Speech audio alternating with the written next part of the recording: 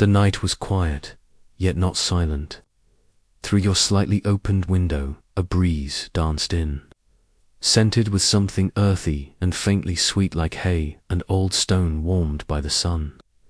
You had fallen asleep while reading an old book on the middle. Ages, its worn pages resting across your chest, its ink faded and friendly. You didn't even notice when the room grew darker, softer, or when the familiar world began to drift away like smoke. When you opened your eyes again, the ceiling above you was not your ceiling. It was rough timber, dark with age, and beams stretched across it like sleeping arms holding the structure in place. Your bed, no, it wasn't a bed. It was more like a sack of straw, with a linen sheet that smelled of lavender and open fields. Light filtered in through wooden shutters, throwing gentle stripes across the uneven stone walls. You blinked slowly, trying not to move too fast, as if any sudden shift would break the spell. There was a small hearth in the corner, its embers still glowing faintly, and beside it, a kettle rested on a tripod. From somewhere beyond the room came the lowing of cattle and the clatter of hooves on stone. You sat up, the straw crackling beneath you, and noticed that your clothes had changed. Your modern sleepwear had vanished. In its place, a soft, thick linen gown clung to your limbs and dyed, slightly rough but warm and hand-stitched. A woolen shawl lay across your lap, its edges carefully embroidered with blue flowers. The door creaked as you pushed it open. Outside, the world looked like a dream mist clung low to the ground, and the early morning sun bathed the village in a golden haze. Thatched cottages lined a winding path of packed earth. Chickens darted about freely, and smoke rose in slow curls from chimney holes. You stepped outside, your bare feet meeting the cool, uneven stones of the pathway. An old woman, carrying a bundle of herbs, looked up from her doorway and gave you a slow, knowing smile. She didn't seem surprised to see you. She simply nodded, as if you belonged. "Morning comes soft in summer," she said, her voice a tapestry of time, but the village rises with the sun, sleepy traveller. You looked down the road and saw people beginning their daymen leading oxen out to plough, children chasing each other with wooden toys, and a group of women gathered at the well, their laughter carried by the breeze. The baker's shop was just opening. The scent of warm bread drifted toward you, and your stomach answered with a quiet grumble. You moved slowly, unsure of what came next, but every step felt like a continuation of some gentle story. Already in progress, you passed a young boy with a wooden hoop, his cheeks red with excitement as he ran beside it. A cart pulled by a donkey rattled by, its wheels creaking in rhythm. Two girls sat beneath a tree, weaving garlands from dandelions and clover, and when one saw you, she handed you a crown without a word.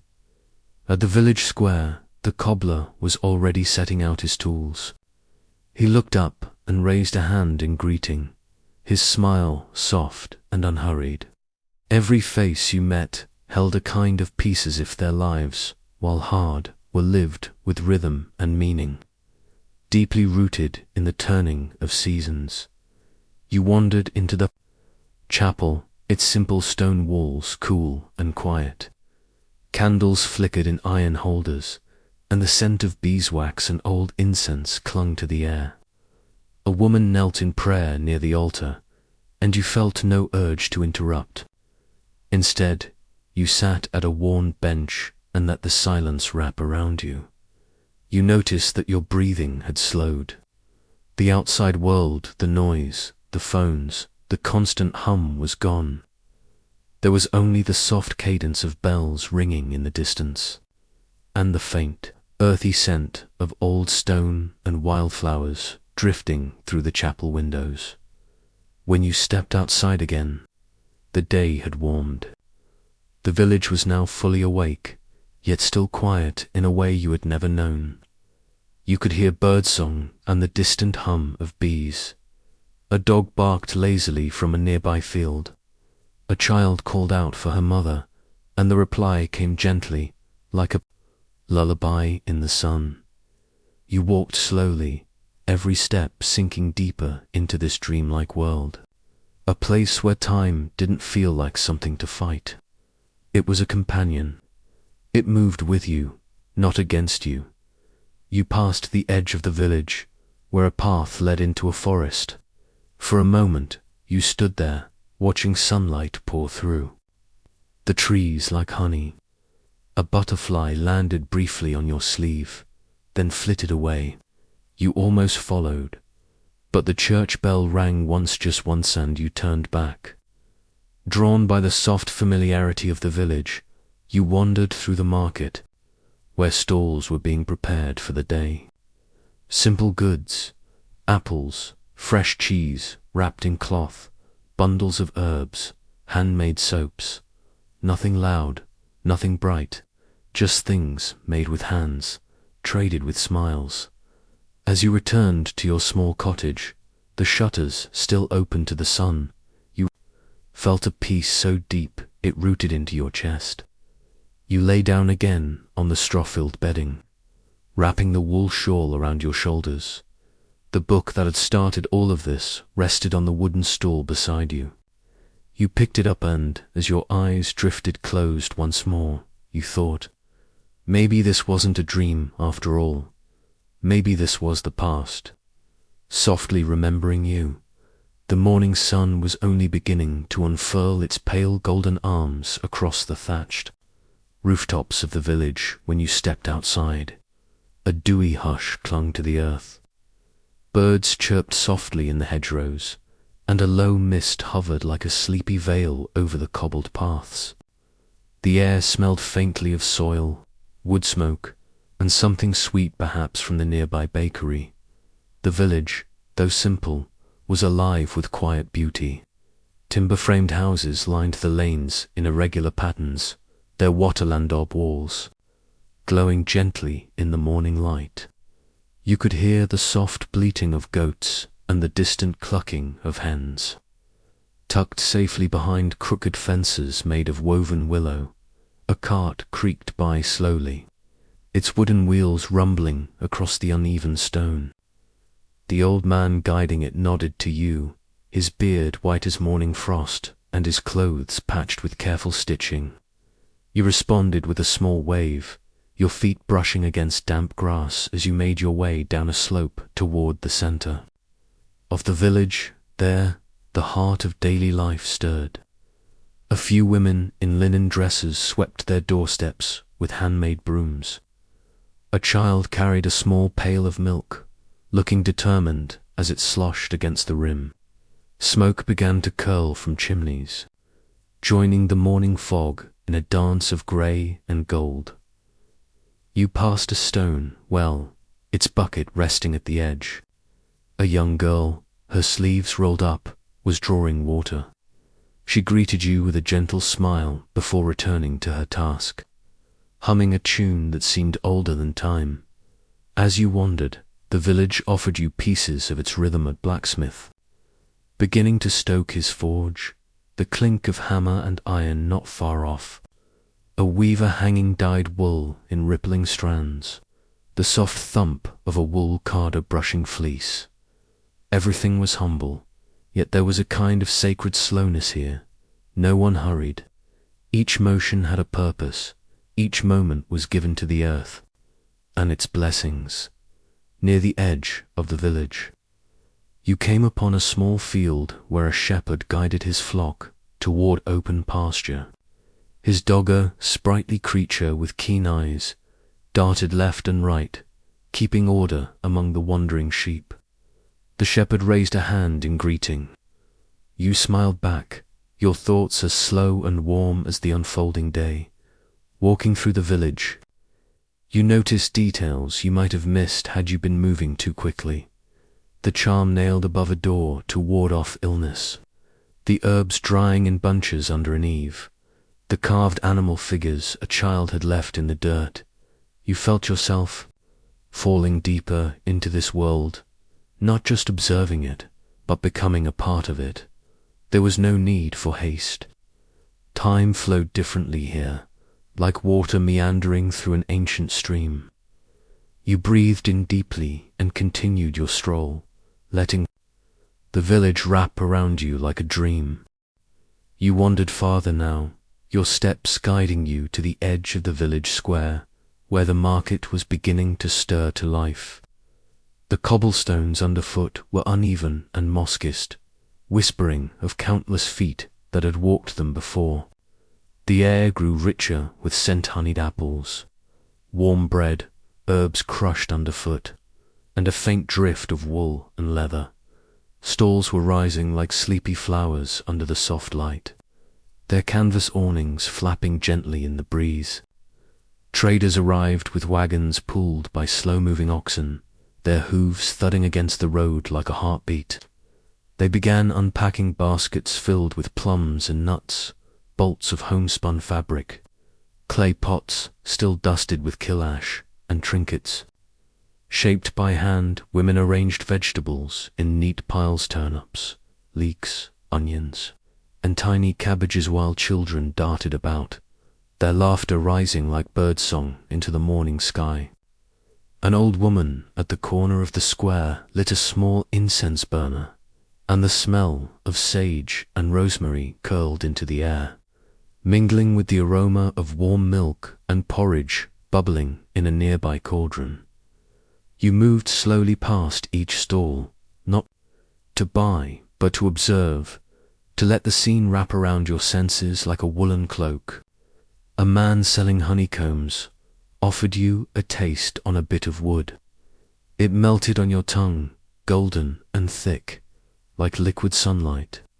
A tanner waved as he worked a fresh hide, the scent strong but somehow comforting, real and rooted in the earth. There was music, faint but persistent. A pair of minstrels near a water trough plucked gently at a lute and a small harp, their song lilting and half forgotten, like a melody from a dream. A dog barked once in the distance, then lay back down to sleep. In the dust beside a spinning wheel, among the crowd, you noticed the quiet rituals of barter and blessing. Coins changed hands, but often so did stories. A young man traded a loaf of oat bread for a spool of dyed thread, the two of them smiling and exchanging news of weather and family. An older woman offered a prayer for a healthy child in exchange. For a dried lavender bundle, you passed a stall hung with ribbons, feathers, and charms. A small boy ran up to you and pressed a dried flower into your hand before darting away into the crowd. You held it there, between your fingers, a delicate thing that somehow felt as real as any modern moment as the sun climbed higher. The market grew fuller, livelier, but never rushed. This wasn't the frantic speed of modern life, even commerce.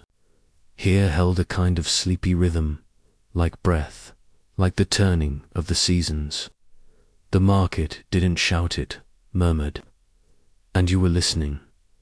You sat for a while on a low stone wall, watching the world unfold. The villagers moved with ease, wrapped in the rituals of their day. There was no sense of being late. Time belonged to the earth, to the sky, to the heartbeat of the village. And now it belonged to you too, as the market faded into the distance. Behind you, your steps turned down a narrower path, one framed by wild hedgerows and bending branches. The sun filtered through the leaves, scattering light like scattered coins over the mossy ground. You followed the quiet path, hearing only the rustle of birds and the soft scrape of your own footsteps. Soon you arrived at a small timbered cottage, nestled at the edge of the village, half hidden by ivy and crowned by a thatched roof. A wooden sign above the door bore a faint etching of a leaf and a crescent moon markings of the healer. The scent of chamomile, mint, and drying herbs greeted you even before you stepped through the wooden threshold.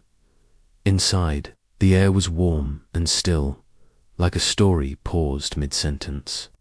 Shelves lined the walls, filled with glass vials, clay pots, and bunches of herbs tied with twine. Dried lavender hung from the ceiling beams like sleepy guardians. There was no clock here, only the tick of a suspended wind chime made from bones and shells. The healer was an elderly woman with soft hands and gentle eyes. She welcomed you without question, her voice as soothing as the sound of rain on a cottage roof. She was brewing something in a pot over a slow-burning hearth, an infusion of elderflower and rose hips, thick and fragrant. She offered you a seat by the small round table and a cup of something warm. The drink was both sweet and earthy, like something the forest might whisper. As you sipped, she moved around the room in a rhythm so natural it seemed like part of the wind, mixing powders, grinding dried petals, placing amulets into linen pouches. On a nearby shelf, old scrolls rested between worn books. Some were written in Latin, others in runes, all curled like sleeping cats.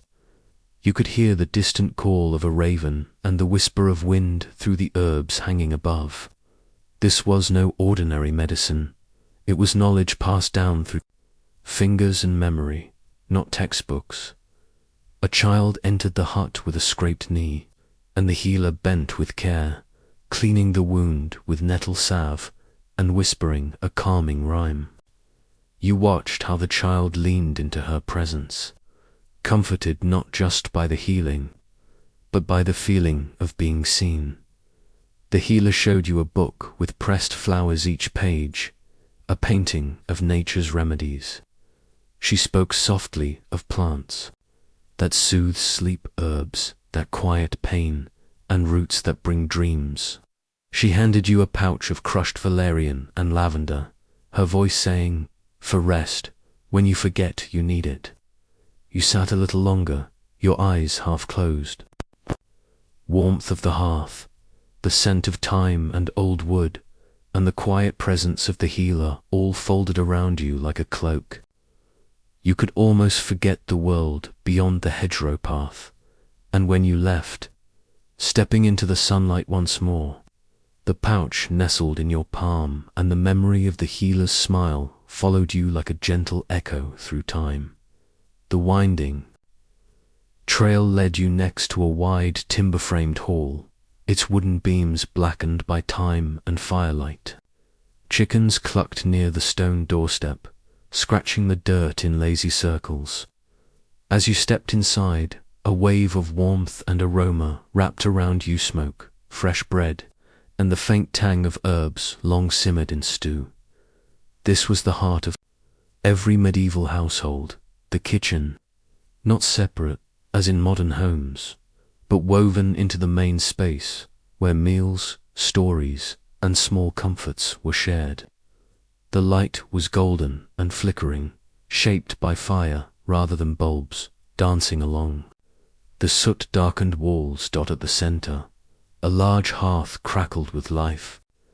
Iron pots hung from hooks, swaying slightly above glowing embers. A thick cauldron bubbled steadily, steam rising like a sleepy sigh.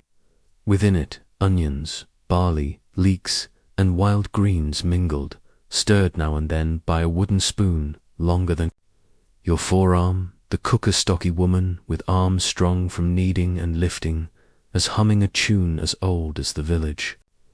She glanced up, nodded kindly, and motioned you to a small bench carved from a single piece of oak.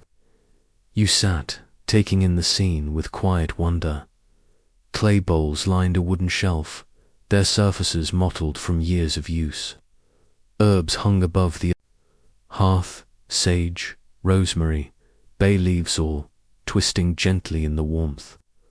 A jug of cider sat cooling by a narrow window, beside a stack of wooden trenchers, still damp from scrubbing. The cook handed you a slice of coarse rye bread, thick and warm.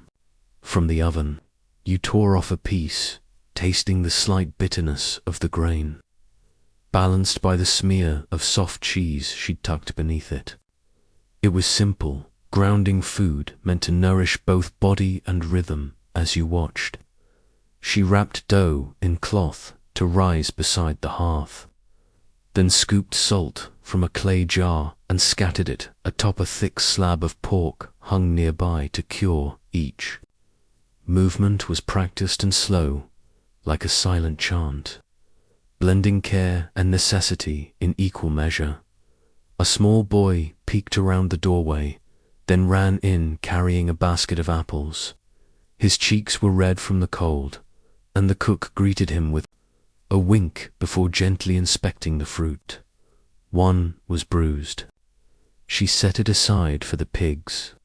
Murmuring something about waste and winter dot, from the rafters hung bunches of garlic, rows of drying fish, and wheels of hard cheese wrapped in linen.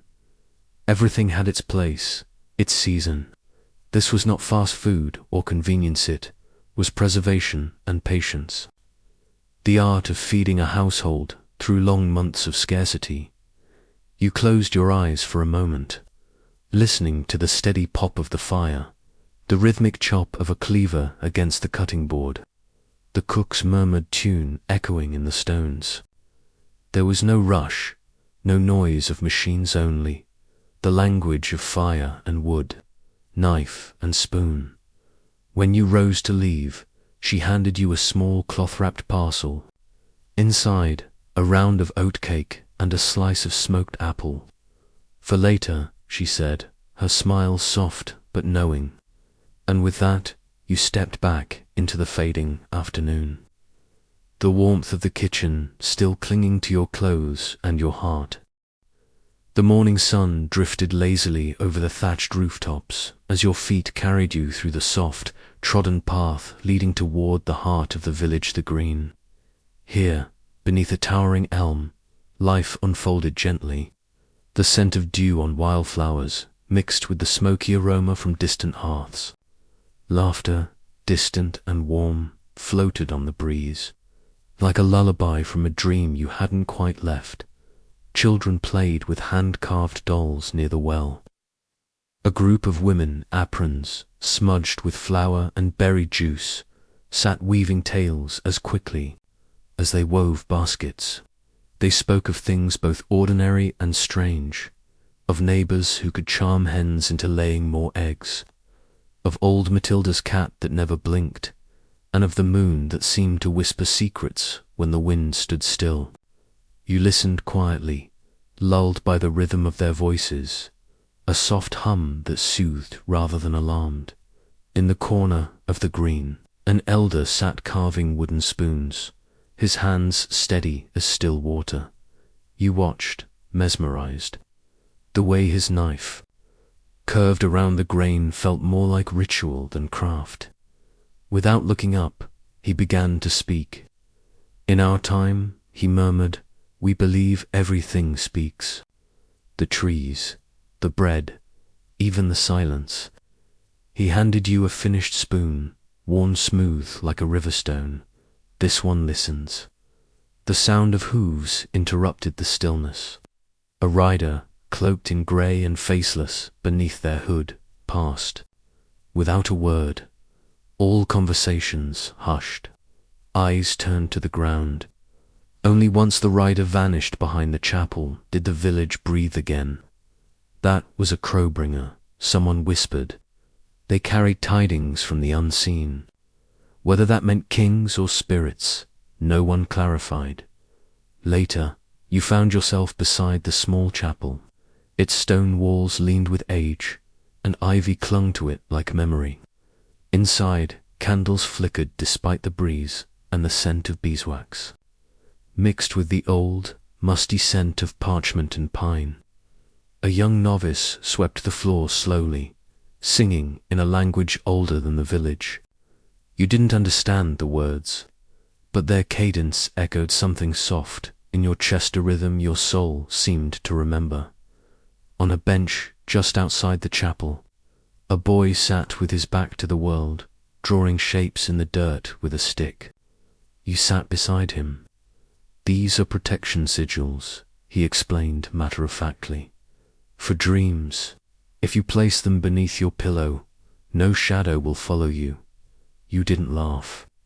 Here such things were not fantasy. They were bedtime logic, as the sun began to sink behind the trees. Casting the village in a honeyed glow, the people gathered again on the green. A gentle hush fell. From the shadows, an old woman emerged, hair like mist and robes of tattered wool. She was the village memory. They called her Mother Fog. She didn't speak so much as breathe stories into the wind. Tonight, she spoke of nights long gone, of beasts that wore human voices, of prayers whispered into bread dough, of stars that answered if you asked kindly. You lay back on the grass, the words washing over you. Your eyes fluttered shut, and you felt the earth beneath you pulse gently, like a lullaby written in roots. Bells from the chapel rang softly. Somewhere a bird trilled a single note. The world slowed. The wind carried scents of baking bread, wood smoke, and time, and as you drifted into sleep beside the green, you felt you had always been here, that the whispers of the villagers, the glance of the crowbringer, the song of the noviceal, of it was part of you. The hush of twilight settled over the village like a velvet blanket. The green, once alive with voices and footsteps, grew still. You wandered from the chapel, feet guided more by instinct than intent, following the winding path toward a small cottage lit softly from within. Smoke curled gently from its chimney, and the door stood slightly ajar, as though expecting you.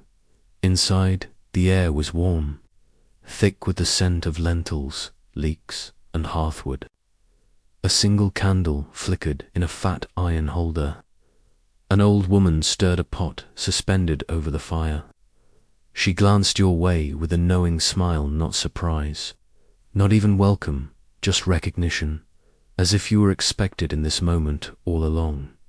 "Sit, child," she murmured. Her voice was soft as flower. You settled near the hearth, your back warmed by its gentle glow. She ladled soup into a wide wooden bowl and handed it to you with a square of coarse bread. The meal was simple, but filled with quiet comfort. Each spoonful tasted like it had a memory.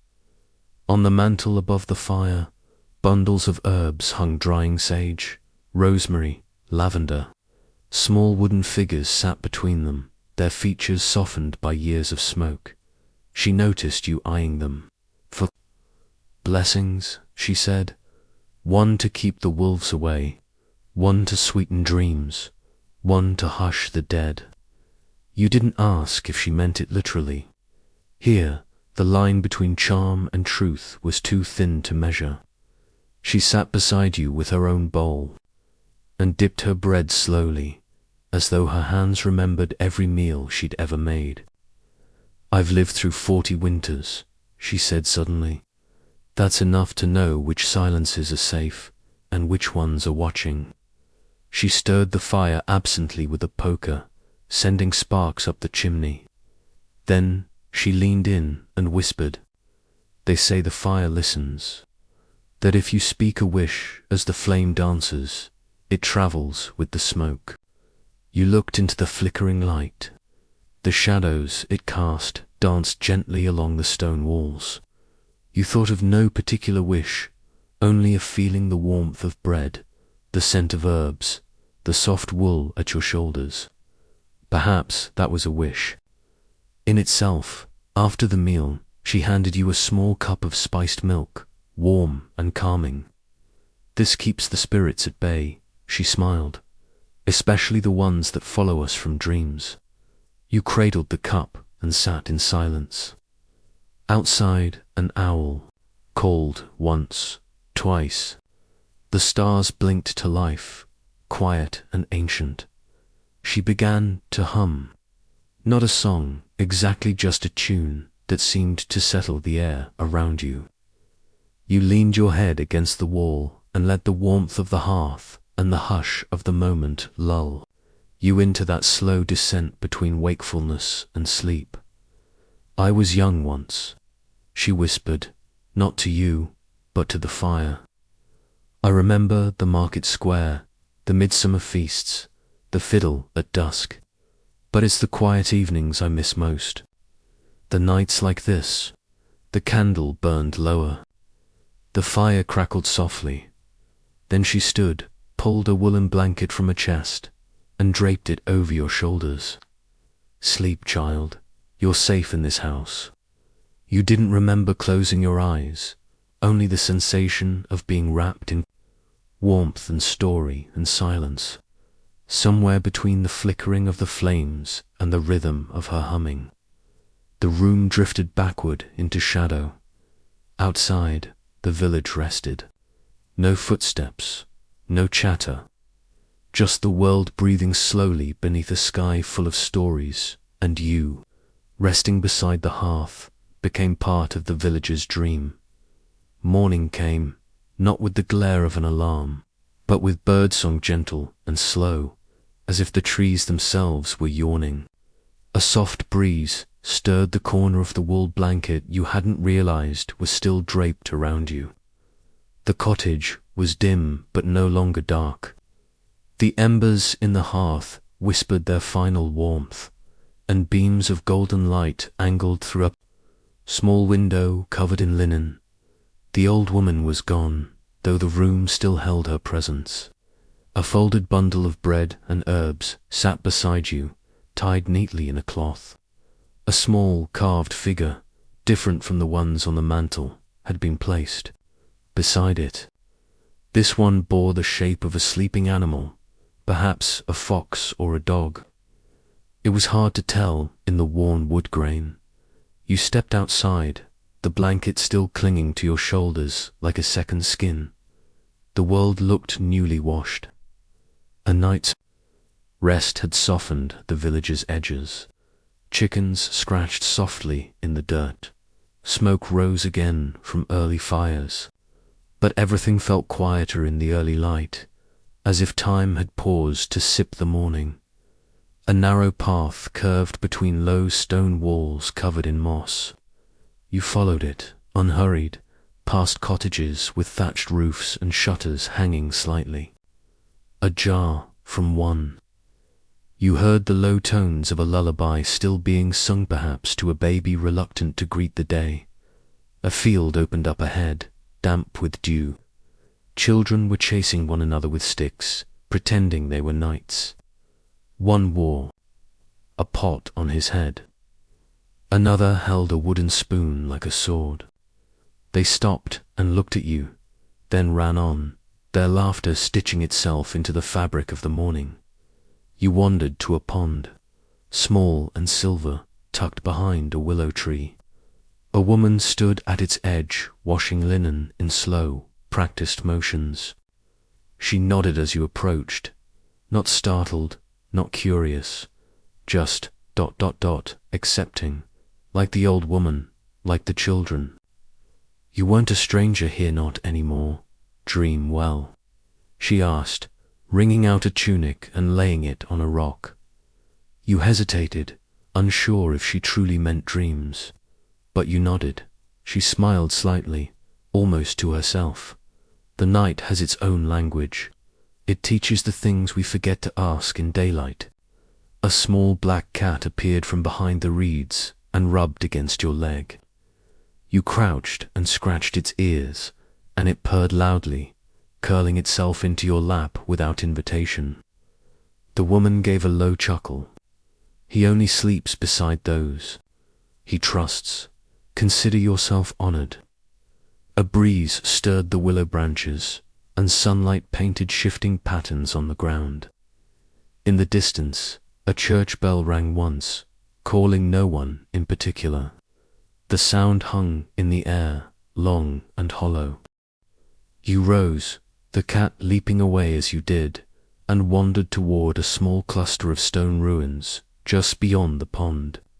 They looked older than the village, maybe Roman, maybe something even earlier. Vines had claimed them, and moss blanketed the fallen stones like soft pillows. A single carved arch still stood, framing a view of the fields beyond. You stepped beneath it and stood still, beyond. Wheat swayed golden in the breeze. A shepherd passed in the distance, his flock murmuring round him like a soft river of wool. The wind carried the scent of clover and earth. It felt as though nothing here had changed for 100 years, and nothing would for 100 more. It was the sort of silence that felt full, not empty, like the village held its breath, not out of fear but reverence. You sat on the grass and leaned against the warm stone, the bundle of herbs beside you. The carved figure in your pocket gave off a faint scent of lavender. Time blurred. There were no clocks, no roads, no headlines. Only the rhythm of sun and wind and birds and bells. Your eyes grew heavy again, and as you drifted, you imagined yourself not as a visitor, but as someone who had always lived here, someone who rose with the sun and slept with the stars, who greeted animals by name and walked barefoot through dew, who understood the language of firelight and the meaning of a well-tended silence, and the world, old and gentle, cradled your thoughts like a lullaby whispered into the grass. By late morning, the village seemed to stretch awake like a great animal, limbs unfolding in unison. Smoke curled thicker now from chimneys, the scent of baked barley bread mixing with herbs and wool and soil. You walked slowly past hedges where bees worked in silence, and women knelt beside garden beds, their hands deep in the earth. The small stone church stood near the village's edge, hunched and worn like an old pilgrim resting his back. Ivy climbed its sides in lazy spirals. A low wooden door opened with a sound that echoed not loudly, but with an old familiarity, like a sigh through centuries. Inside, it was cool and dim. Rough-hewn pews lined the narrow nave, their wood smoothed by the hands and weight of time. The scent of wax and damp stone met you immediately. No organ here, no echoing choirs, just the quiet crackle of a single candle left burning on the altar.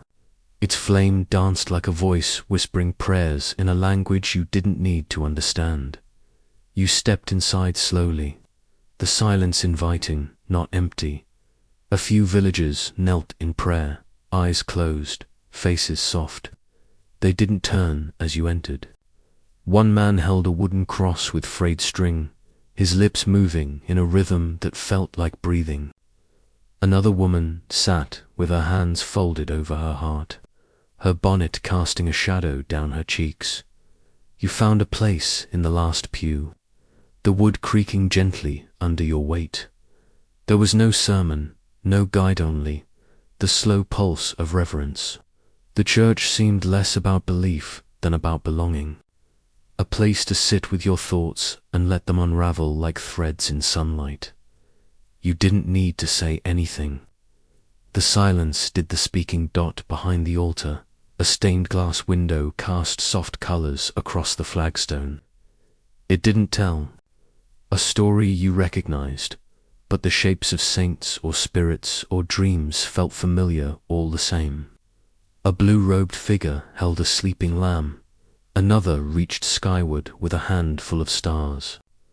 The light shifted as clouds passed above, and the colors moved across the walls like water. Time slowed in that room.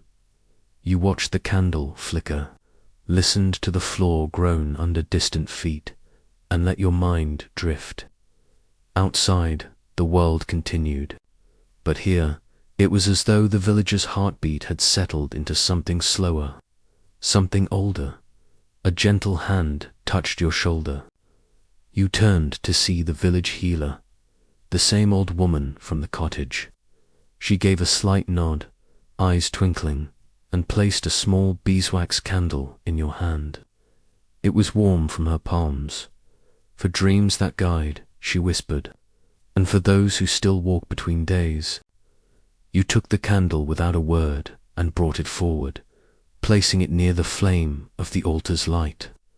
It caught quickly, its small fire bright and determined. The two flames leaned toward each other for a breath, then settled side by side. Sat for a long time. A bell rang outside, not loud, just a gentle note, and, one by one, the villagers stood and stepped out, their movements unhurried. You followed. The sun was high now, but clouds drifted in lazy formations, casting long shadows over the chapel. The wind had picked up slightly, rustling the trees around the graveyard where ancient stones leaned against the weight of centuries. Names had faded, dates eroded. Some headstones bore carvings of crossed hands or winged eyes. Others were smooth, their stories hidden now beneath moss. You walked slowly through them, reading what you could. A woman named Leora, a man called Gervais, a child, unnamed, whose marker simply said, light. You sat beneath an old yew tree, its roots gnarled and deep, its branches like arms wrapping the cemetery in shade. Nearby, a small group of children played with flower crowns, carefully placing daisies atop the stones without fear or sadness. To them, the past was part of the garden, and maybe, in this world, it was Dot. As you sat, the breeze stirred the edge of your cloak, and you pulled it tighter. From within your pocket, the carved animal figure nestled against your fingers. It still smelled faintly of lavender and warmth. You closed your eyes. You didn't sleep, exactly. But the world softened. Once more, sounds blended into one another, the rustle of trees, the low song of birds, the distant clink of pots in a nearby home. A tapestry of everyday life, woven so finely that even silence became a thread. Here, the living and the remembered shared space like neighbors, and as the church bell rang once more, you felt a quiet echo inside yourself, like something sacred. But small had settled in your chest. As the late afternoon sunlight mellowed into amber and gold, the air took on a softer stillness. The village seemed to hush itself gently, as if everyone, human and beast alike, had agreed to move more slowly. A hush before evening, when things were done not quickly, but thoughtfully. You wandered past low stone homes, the windows aglow with firelight. Faint aromas of roasted leeks and stewed lentils floated from kitchen chimneys. Children's laughter came in brief gusts, like birdsong on a breeze, before it vanished again behind cottage doors. You passed a small wooden workshop with curled shavings at its doorstep and a brass wind chime that sang like distant bells. The candle maker lived here, inside. The air was thick with the scent of beeswax and old herbs. Strings of drying lavender, rosemary, and marjoram hung from the ceiling like sleepy garlands. Candles of every shape and shade lined the walls, some tall and thin, others squat and round, some twisted like braided hair, and others carved with tiny flowers or stars. There was even a row of candles in soft green glass jars, their lids sealed with wax stamps. The candle maker, thin man with wide, blinking eyes, and a voice like paper, welcomed you with a nod. "Come for a light?" he asked softly, as if afraid to disturb the stillness of his own shop. You smiled and stepped inside. The warmth wrapped around you, not just from the fire, but from something older. The room felt like it remembered every hand that had worked here, every flame that had danced, every story whispered by candlelight. He handed you a beeswax taper, still warm from moulding. "Not just for seeing," he said, "for remembering." At the back of the room, A large kettle simmered over coals, filled with golden liquid wax. The candlemaker slowly dipped strings, again and again, letting them cool between each dip, building layer upon layer with the patience of someone who understood. Time, he showed you how to do it. Your hand wobbled at first, but soon you found a rhythm: dip, hang, cool.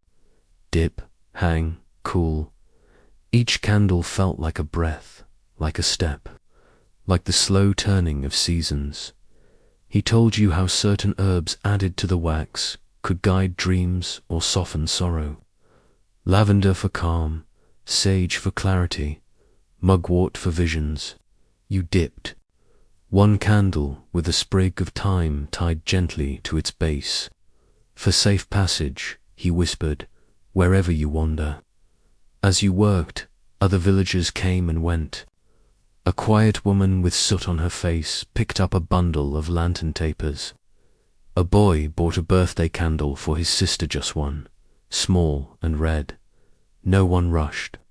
Everyone spoke in that same low, reverent way, as if the candle shop was not just a place for light, but a sacred space for reflection. Later, you and the candlemaker stepped outside together. The sun was setting now, sliding behind the tree line in warm streaks of honey and copper. He placed the candle you made into your hands. You made this, he said simply. It remembers you. You thanked him with a quiet bow and tucked it carefully into your pouch, beside the carved figure and dried flower you'd collected on earlier walks. Your pockets had become a museum of softness, of little kindnesses gathered like feathers. Evening came slowly. The sky turned deep blue, and shadows stretched long across the fields. A gentle wind carried the scent of rye and cool stone. You walked past fields being gathered for the day, women calling geese home, and fathers lifting sleepy children in their arms.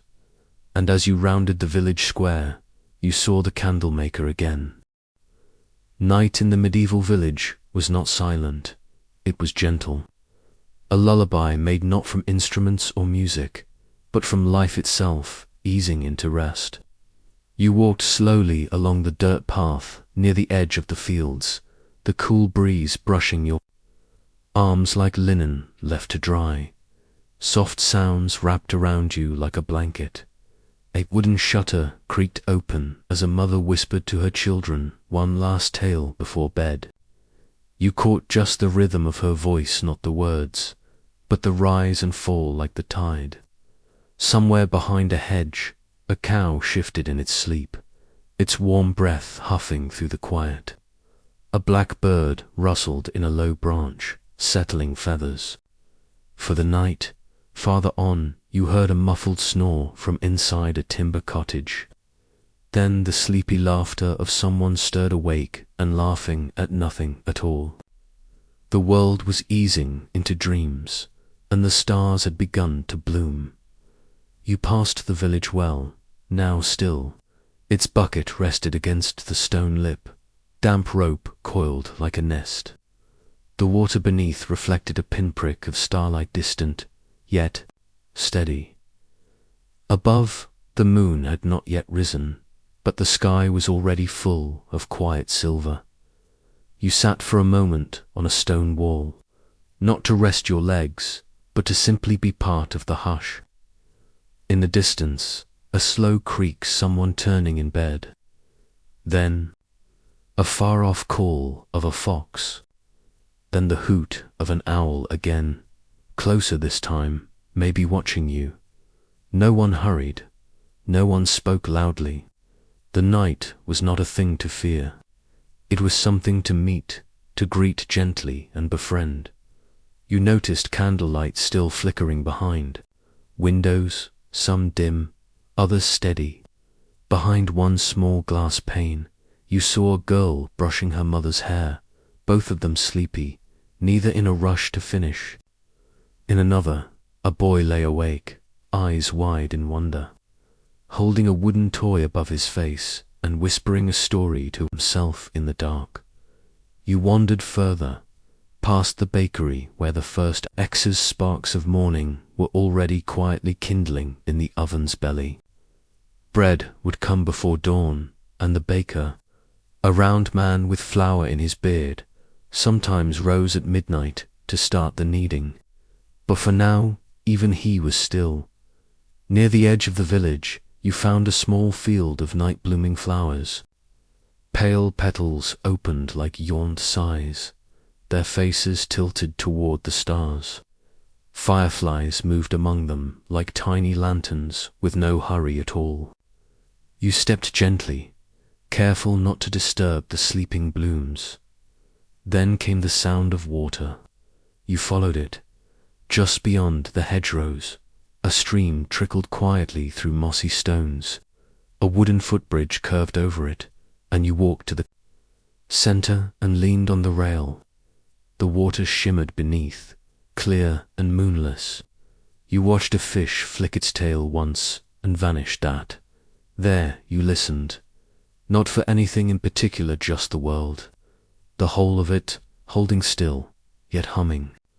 The wind in the grass, the brush of your own sleeve, the distant creak of a barn door gently rocked by a draught. These were the sounds of peace, not silence. Behind you, back in the village, a dog barked once, not in alarm but in a sleepy protest against some dream. You returned slowly, your feet tracing your earlier path in reverse. A curtain had been pulled closed now. A candle had guttered out. The night deepened, and as you passed the chapel once more, you saw that all the candles from earlier were still lit. Not one had gone out. Their flames flickered as if whispering secrets to the night air. You stood there again, your shadow long and slow in the candlelight, and you felt it, the quiet power of stillness, the ancient wisdom of not rushing, of letting time be soft. Then you heard it, a lullaby. Somewhere, someone was singing, not loudly, not for a crowd, just for a child, or maybe for themselves. A few simple notes, hummed more than sung. You couldn't quite catch the words, but you didn't need to. The melody folded over the rooftops and drifted like a feather through the village. You felt your eyes growing heavier. You walked back to the inn where your little bed waited beneath a sloped wooden ceiling. You climbed the creaking stairs, candle in hand, and slipped beneath the woolen blanket. The scent of beeswax still clung to your sleeve. You placed the candle you made with the candlemaker on the bedside table and watched. Its flame for a long moment, it flickered. Then it steadied, and outside the window, the stars were steady too. The little window of your inn-room framed a sky so full of stars, it felt like a secret only you were allowed to see. You lay still beneath the woolen blanket, the candle beside you flickering gently one last time before you blew it out with a whisper. Darkness came not heavy, not frightening, but soft and vast. The kind of dark that held you, the kind that allowed your thoughts to wander like children in a meadow. Your eyes adjusted, and through the window you could still make out the shape of the tree just outside, its branches swaying ever so slightly in the night wind. It looked like it was breathing with you. You let out a slow breath. The inn creaked around you, timbers old but strong. Somewhere in the next room, someone murmured in their sleep. You imagined them dreaming too, just like you. Perhaps of the same day, perhaps of old songs or stone towers or freshly baked bread. Dreams were shared in this time, not with words, but with warmth. You closed your eyes, not to sleep just yet, but to listen to the world behind your eyelids. The sleepy hum of the village, the echo of footsteps on old cobblestones, a horse stamping gently in its stall, and over it all, the soft chorus of night creatures, tiny frogs in the reeds, owls calling across rooftops, and the breeze whispering. Through barley, the medieval world did not disappear in the dark. It simply slowed down, like a lullaby reaching its final notes, and slowly, your mind began to wander again. You were no longer in your bed, but floating just above it, as if the air itself had grown tired of gravity and was lifting you gently. The wooden beams above you became stars, and the room stretched wide into the quiet countryside. You imagined yourself walking once more through the sleepy village, but this time everything shimmered. The blacksmith's forge glowed, not with fire, but with gentle golden mist.